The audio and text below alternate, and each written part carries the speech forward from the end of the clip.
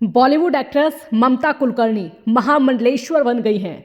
कुंभ नगरी में किन्नर अखाड़ा ने उन्हें दीक्षा देकर महामंडलेश्वर बना दिया है, जिसके बाद अब उनका नाम श्री या माई ममता नंदगिरी हो गया है। दरअसल बॉलीवुड एक्ट्रेस ममता कुलकर्णी ने सालों से फिल्म इंडस्ट्री से दूरी बनाई हुई है और इसी बीच उनका अध्यात्म की ओर झुकाव हो गया है, जिसके बाद ममता कुलकर्णी महाकुंभ में पहुंची और उन्होंने सांसारिक मोहमाया को त्याग कर किन्नर अखाड़े से संन्यास की दीक्षा ली। इससे पहले उन्होंने पूरे विधि विधान के साथ खुद का पिंडदान भी किया। संगम तट पर ही करीब 2 घंटे तक उनके संन्यास की दीक्षा प्रक्रिया हुई। इस दौरान कई बड़े साधु संत और महामंडलेश्वर भी वहां मौजूद रहे। शाम को किन्नर अखाड़ा के आचार्य महामंडलेश्वर लक्ष्मी नारायण त्रिपाठी की अगुवाई में उनका पट्टाभिषेक हुआ, जिसके बाद उनका नाम बदलकर श्री या माई ममता नंदगिरी रखा गया। ममता कुलकर्णी ने कहा कि इससे बड़ी मेरे लिए और क्या बात हो सकती है कि अर्धनारेश्वर लक्ष्मी नारायण त्रिपाठी के हाथों मेरा पट्टाभिषेक हुआ। ममता कुलकर्णी ने कहा कि उन्होंने महामंडलेश्वर बनने की कड़ी तपस्या की है। वो पिछले 23 सालों से फिल्मों से दूर रही और धार्मिक यात्रा पर रही। उन्होंने कहा कि अब वो कभी बॉलीवुड में वापसी नहीं करेंगी और धर्म के रास्ते पर आगे बढ़ेंगी, लेकिन अब उनके महामंडलेश्वर बनने को लेकर सवाल उठने लगे हैं।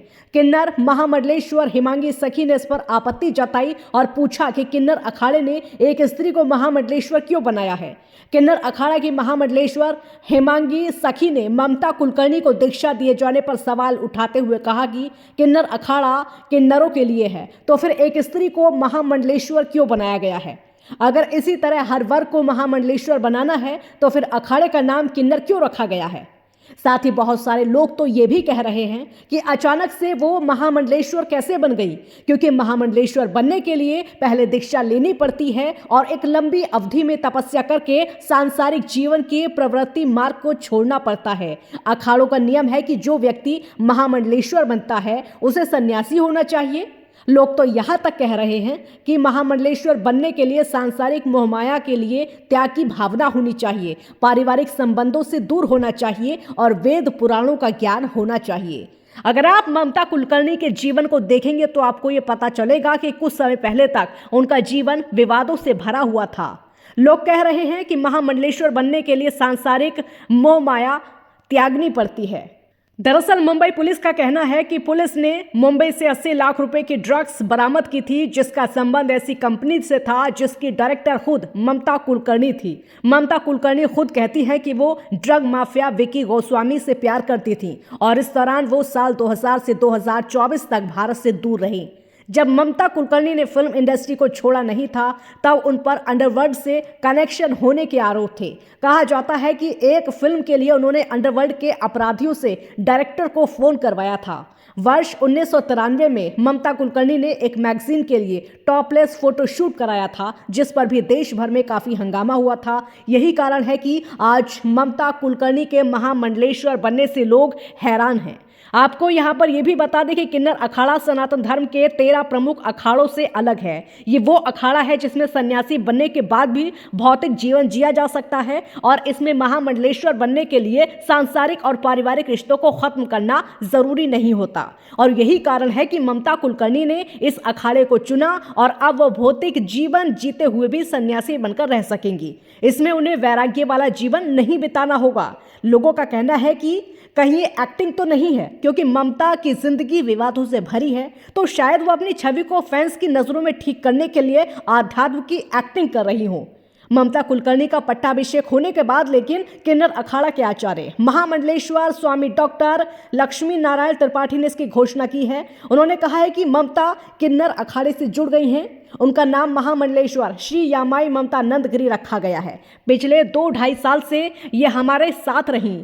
हमारा पूरा अखाड़ा इन्हें जोड़ने के फैसले में साथ था। महामंडलेश्वर बनने के बाद ममता ने भी कहा कि यह सृष्टि शिव शक्ति से उत्पन्न हुई है। मैंने कई साल तक तप किया है। मेरे गुरु चैतन्य गगनगिरी जूना अखाड़े से हैं। मैं 2 साल से किन्नर अखाड़ा के आचार्य महामंडलेश्वर के संपर्क में थी। जगत गुरु महेंद्र गिरी जी ने मेरी परीक्षा ली कि मुझे कितना ज्ञान तप ध्यान और ब्रह्म विद्या के बारे में जानकारी थी। यह मुझे मालूम नहीं था कि मेरी जो इतने सालों की तपस्या है इसका 3 दिनों से इम्तिहान चल रहा है। मैं इसमें पूरी तरह उत्तीर्ण हुई हूँ। मुझे महामंडलेश्वर बनने का न्योता मिला। ममता का कहना है कि सन्यासी बनने के लिए 3 रास्ते होते हैं, एक वामपंथ, दूसरा दक्षिण पंथ और तीसरा मध्यम पंथ। लक्ष्मी नारायण त्रिपाठी इसी मध्यम पंथ की महामंडलेश्वर है।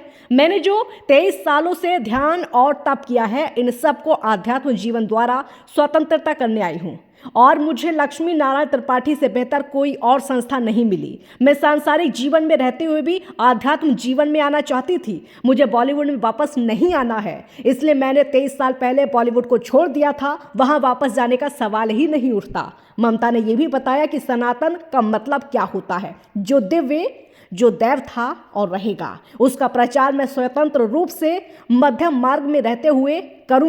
यह कुंभ मेला 144 साल बाद लगा है। मैं यहाँ 12 साल पहले आई थी, वो भी पूर्ण कुंभ था। इस बार मैंने अपनी यात्रा विश्वनाथ मंदिर के लिए तय की थी, लेकिन उसके पंडित अचानक गायब हो गए। तब मुझे लगा आदि शक्ति ने मुझे कहा हो, आज शुक्रवार है, अब तुम्हें किस चीज का इंतजार है? 23 साल जो तुमने तप किया, इसका सर्टिफिकेट तो तुम्हें बनता है। उन्होंने कहा कहीं से भी मुझे बंदी नहीं बनना पड़ेगा, क्योंकि ये मध्यम मार्ग का जो किन्नर अखाड़ा है बिल्कुल स्वतंत्र है, तो सबसे अच्छा और क्या हो सकता है। इस संस्था और सनातन के लिए जो भी हो सकेगा, इसके लिए मैं समर्पित हूँ। वैसे तो काफ़ी सालों से सनातन के लिए समर्पित हूँ। मेरी जहाँ से जो भी कमाई होगी, यहाँ मैं इनके चरणों में समर्पित करूँगी। लक्ष्मी नारायण त्रिपाठी ने कहा, बॉलीवुड में अगर कोई भी काम धर्म के प्रचार प्रसार के लिए इनको ऑफर होता है, जैसे हेमा मालिनी, अरुण गोविल, अलग अलग रूपों में संतों और धर्म का प्रचार हो सकता है, तो ऐसे काम ये कर सकती हैं। पूरे किन्नर अखाड़े से इनको ये आज़ादी है। ममता ने कहा कि बांग्लादेश में जो हिंदुओं के साथ हो रहा है वो नहीं होना चाहिए। ये क्यों हो रहा है? इतनी नफरत वहाँ क्यों है? मैंने 23 साल तप के दौरान अन्न त्याग दिया, 50-60 दिन सिर्फ जल पर रही। मैंने इस दौरान प्रलय को देखा। उस दौरान कुछ नहीं रहेगा। पाकिस्तान, नेपाल, भारत, बांग्लादेश कुछ नहीं रहेगा। यहाँ अगर आपने किसी को कष्ट दिया है तो ऊपर जाकर भी आपको वही कष्ट मिलने वाला है। वहाँ कोई हूर नहीं मिलने वाली है। 2012-13 में मैंने तपस्या की और मैंने अन्न त्याग दिया। मैंने दक्षिण पंथ से ध्यान शुरू किया। तब मैंने अपने चित्त को साफ किया। सर्वसाधारण जीवन, जैसे बॉलीवुड में लोग क्या क्या बोलते हैं, वहाँ का जीवन VIP जैसा होता है, ये सब मैंने छोड़ दिया और कड़ी तपस्या की। सुपरस्टार थी। मेरे 3-3 बैग में डिजाइनर कपड़े भरे थे, वो लॉक हो गया है। मेरे पास एक गाड़ी और ड्राइवर थे। मैंने सब कुछ छोड़कर मेट्रो से मंदिर गई। मैंने सब कुछ छोड़कर कई साल तपस्या की। मुझे भगवान पर गुस्सा भी आया जब मेरे ऊपर केस चला। मैं रोई और मैंने भगवान से कहा कि मेरी तपस्या का मुझे क्या फल मिला। लेकिन जब मुझे महामंडलेश्वर बनने का न्योता मिला तो ये सब मेरे सामने आ गया और मुझे अनुभव हुआ कि मेरे लिए क्या लिखा है।